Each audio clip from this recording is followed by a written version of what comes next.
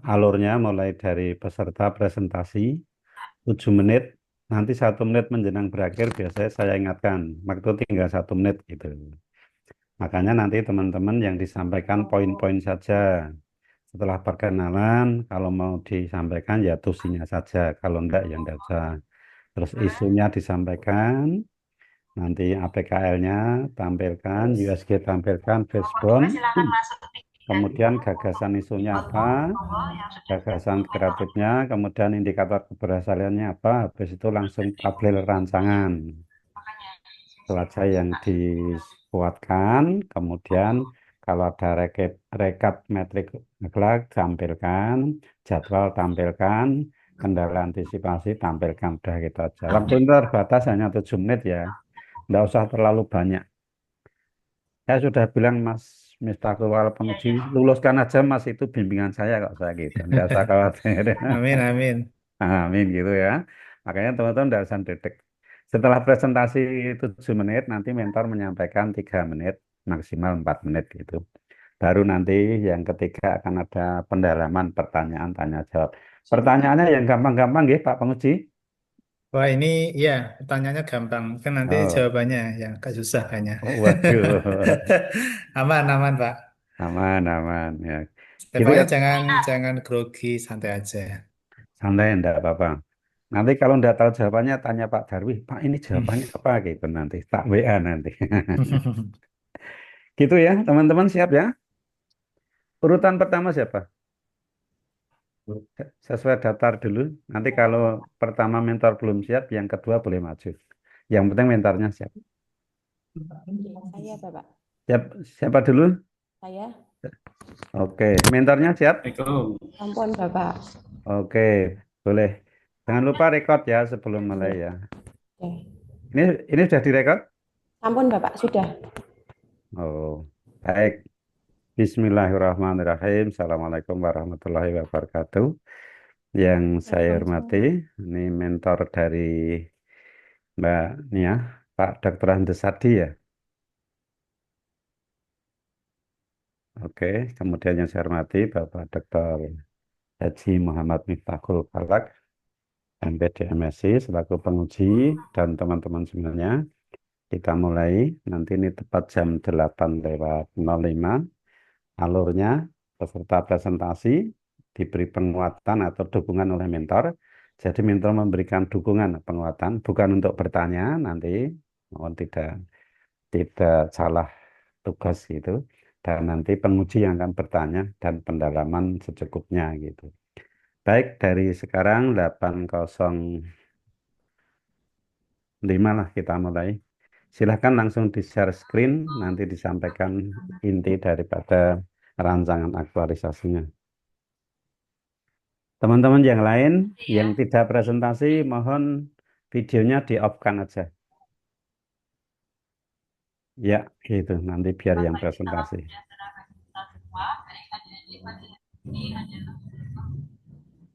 Silahkan Mbak Nia Purnamaningsih.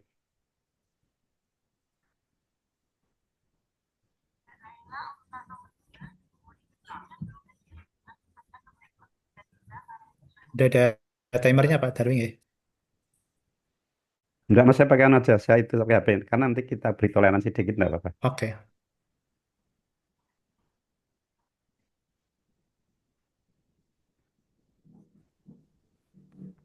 Silahkan Mbak Nia. Baik, langsung saja. Sebelumnya, Assalamualaikum warahmatullahi wabarakatuh. Waalaikumsalam warahmatullahi Ya, wabarakatuh. baik, yang terhormat Bapak Haji Darwianto, SPD MED, selaku coach dan juga moderator. Yang saya hormati Bapak Muhammad Miftahul Falah, MSI sebagai penguji, dan juga yang saya hormati juga Bapak Dr. Andes Sarti, Magister Sains sebagai mentor. Izin perkenalkan diri Bapak, saya Nia Purnamaningsih sebagai guru ahli pertama Bahasa Jawa yang saat ini ditempatkan di MTS Negeri 4 Sragen.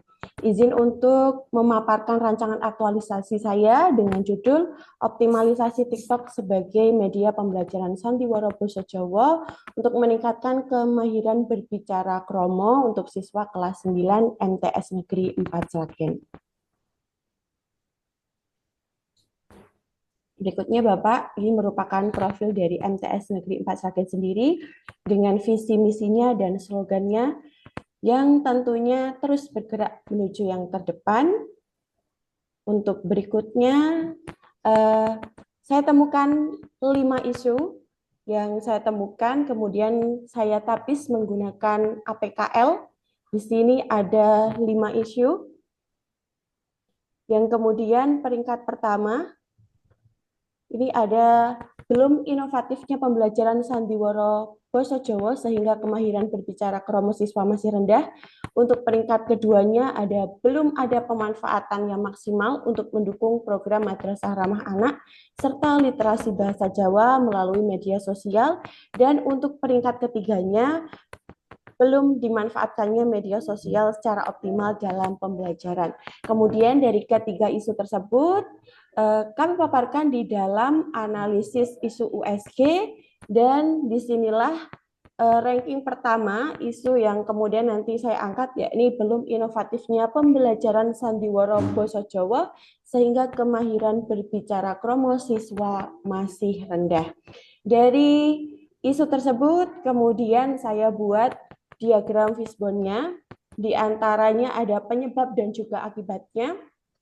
Yang paling terlihat sekali itu di bagian main, siswa terbiasa berbahasa ngoko, naskah sandiwara juga terbatas pada bahasa ngoko, kemudian belum ada integrasi pembelajaran dengan media sosial TikTok. Yang paling utama dari penyebabnya adalah pembelajaran masih sebatas pada praktek sederhana, sehingga akibat yang ditimbulkan yakni belum inovatifnya pembelajaran sandiwara basa Jawa sehingga kemahiran berbicara kromo siswa masih rendah. Baik Bapak, untuk berikutnya yakni gagasan kreatif yang muncul setelah isu tersebut ada, yakni optimalisasi TikTok sebagai media publikasi pembelajaran sandiwara basa Jawa untuk meningkatkan kemahiran berbicara kromo siswa kelas 9 MTS 4 Sragen.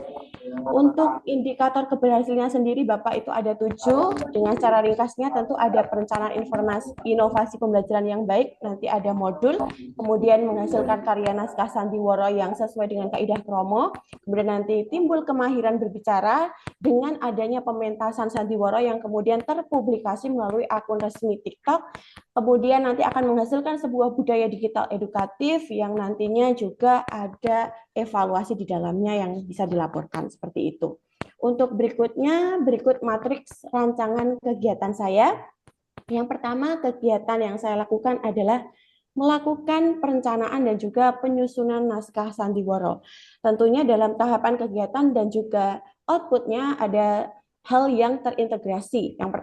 Yang pertama seperti halnya konsultasi dengan mentor, maka nanti akan muncul hasil konsultasi, kemudian nanti juga akan teridentifikasi tema sandiwara yang kontekstual, kemudian juga nanti karena ada menyusun kerangka cerita, maka nanti akan menghasilkan draft kerangka cerita, kemudian ada bagian menulis naskah sandiwara dan juga diskusi bersama dengan guru mapel, maka nanti akan menghasilkan naskah sandiwara awal dan juga naskah sandiwara yang sudah final.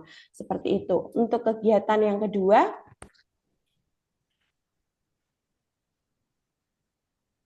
melaksanakan latihan dan penguatan kemahiran berbicara kromo.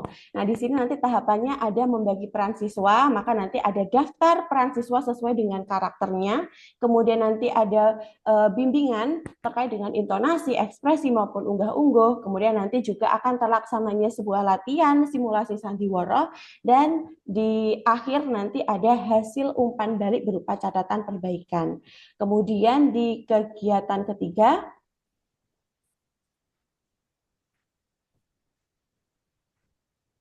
ini ada melaksanakan pementasan dan juga perekaman sandiwara. Untuk outputnya sendiri, nanti tentunya akan ada jadwal pementasan yang terstruktur, kemudian nanti ada tata panggung yang sederhana juga, kemudian terselenggaranya sandiwara, dan ada dokumentasi dalam bentuk rekaman video yang nanti akan dilanjutkan di dalam kegiatan keempat. Untuk kegiatan keempat sendiri adalah melakukan publikasi melalui media sosial dengan tahapan tentunya melakukan editing, video pementasan yang sudah dilaksanakan, kemudian konten dipublikasikan di akun TikTok, lalu konten yang sudah dipublikasikan disebarkan melalui warga madrasah, baik itu wali, kemudian guru, siswa, dan seterusnya. Untuk kegiatan terakhir yang saya lakukan, ini di kegiatan kelima, melaksanakan refleksi dan juga evaluasi. Nanti muncul diskusi juga dengan mentor dan juga ada hasilnya berupa laporan yang disampaikan kepada pimpinan. Kemudian Bapak izin melanjutkan. Di sini ada rekapitulasi rencana habituasi saya untuk nilai berakhlak. Kebetulan kegiatan saya ada 5 dengan jumlah aktualisasi sebanyak 20. Untuk jadwal kegiatannya sendiri, dari kelima kegiatan tersebut direncanakan mulai besok tanggal 16 September 2025 sampai berakhir nanti sesuai jadwal di tanggal 29 Oktober 2025. Seperti itu. Untuk 1 menit lagi Mbak Nia. Untuk yang berikutnya ini merupakan kendala dan antisipasi Bapak dari kelima kegiatan kami. Di kegiatan pertama tentunya pasti akan ada kendala kurangnya ide, maka nanti akan diantisipasi dengan mengumpulkan berbagai sumber referensi. Yang kedua, nanti asumsi kegiatan kedua ini mungkin ada kehadiran peserta yang tidak penuh karena keterbatasan jadwal, jadi nanti lebih bisa mempersiapkan jadwal dan memanfaatkan waktu luang seperti sepulang sekolah seperti itu. Untuk kegiatan ketiga, pelaksanaan pementasan ini kemungkinan besar siswa grogi dan ada kendala teknis, maka perlu adanya motivasi, melakukan gladi dan juga menyiapkan peralatan cadangan. Untuk yang keempat, cukup terima kasih waktunya atas habis. waktu yang diberikan. Saya mohon arahan dan bimbingan dari penguji, kemudian dari mentor dan juga dari moderator.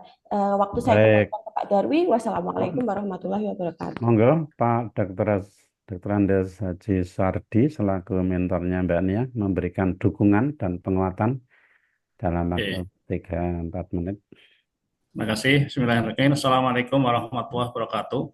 Waalaikumsalam warahmatullahi Mohon maaf, ini kameranya tidak bisa menyala. Iya, enggak apa-apa. Suaranya penting. Terima kasih atas paparan dari Mbak Nia Purnamaningse.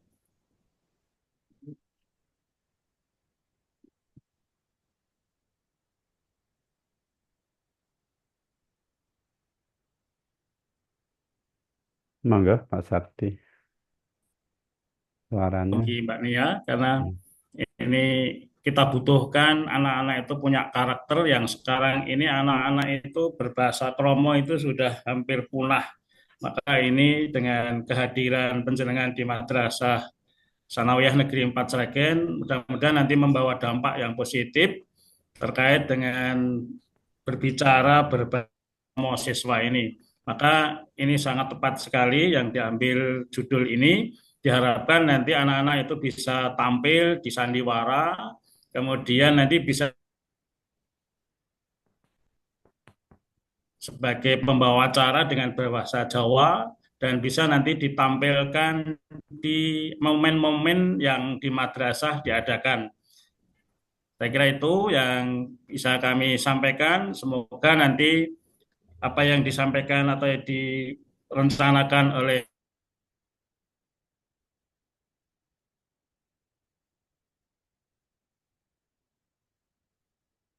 Matur nuwun Pak Sardi sudah menyampaikan dukungan untuk Mbak Nia Purnamaningse. Monggo berikutnya penguji Pak Dr. Miftahul Falah. Baik, terima kasih Pak Darwi. muncul di sandiwara dan juga nanti terkait dengan mungkin pidato kalau ke depannya seperti itu. Maka kami minta terima kasih atas apa itu judul yang disampaikan oleh Mbak Nia. Terima kasih. Mungkin itu. Assalamualaikum warahmatullahi wabarakatuh. Waalaikumsalam. Monggo penguji Pak Terima kasih Pak Darwi. Pertama selamat untuk dunia ya yang telah memaparkan dan sampai tahap seminar rancangan aktualisasi. Ini saya 7 menit ya Pak Darwi nggih? Boleh kurang nggak? Boleh kurang. Boleh kurang ya udah saya timer aja nanti kadang lupa. Ya, terima kasih juga Pak Sarti selaku mentor yang hadir pada kesempatan pagi hari ini. Beberapa hal yang saya coba tanyakan dan mungkin lebih ke penguatan ya. Yang pertama, untuk MTSN 4 Sragen ini memang ini apa penggunaan HP seperti apa Bu? Kalau di sana penggunaan HP di sana seperti apa? Oke, Bapak, untuk penggunaan HP sendiri di sekolah kebetulan di kita ada peraturan untuk tidak diperbolehkan membawa HP kecuali di mata pelajaran khusus yang nantinya akan menggunakan HP seperti itu, Bapak. Jadi nanti dipastikan untuk realisasi dari RA ini tidak ada masalah ya ketika Ya, penggunaan HP seperti itu. betul, Bapak. Oke. Itu yang paling penting soalnya. Nah, ini mengapa harus TikTok? Kenapa tidak yang lain gitu ya? Itu argumentasinya seperti apa? Karena ini Oke. kan lebih ke goals-nya adalah ke kemampuan apa? Kemahiran berbicara. Seperti apa? Argumentasinya seperti apa? Baik, Bapak. Izin menjawab langsung saja, karena anak-anak di MTS 4 Sragen ini, khususnya di kelas 9 itu adalah Gen Z, Bapak, maka mereka lebih dekat kaitannya dengan TikTok dibandingkan dengan Instagram. Mungkin di milenial itu erat kaitannya dengan Instagram, tapi untuk anak-anak Gen Z itu lebih menikmati TikTok. Nah, kebetulan TikTok sendiri mereka hanya gunakan untuk sarana hiburan saja, Bapak. Nah, kemudian saya juga bertanya kepada anak-anak apakah sudah terintegrasi misalkan pembuatan konten seperti itu di TikTok, ternyata mereka hanya ada konten seperti jedak-jeduk saja, Bapak. Belum ada konten yang arahnya itu mengarah kepada pendidikan seperti itu. Oke, Terima kasih. nah ketika menggunakan TikTok itu kan sebenarnya kemahiran berbicara. Berbicara itu kan sebenarnya interaksi dua orang ya. Oke, Sedangkan di produk yang jenengan buat ini kan lebih pada video gitu. oke. Nah, bagaimana argumentasi dari dunia terkait dengan bahwa berbicara adalah interaksi dua arah, sedangkan TikTok adalah dia hanya membuat konten yang satu arah gitu ya. Kalau pemahaman saya seperti itu bisa menjelaskan terkait dengan konteks itu, biar nanti capaian indikatornya itu biar lebih maksimal ya. Bagaimana?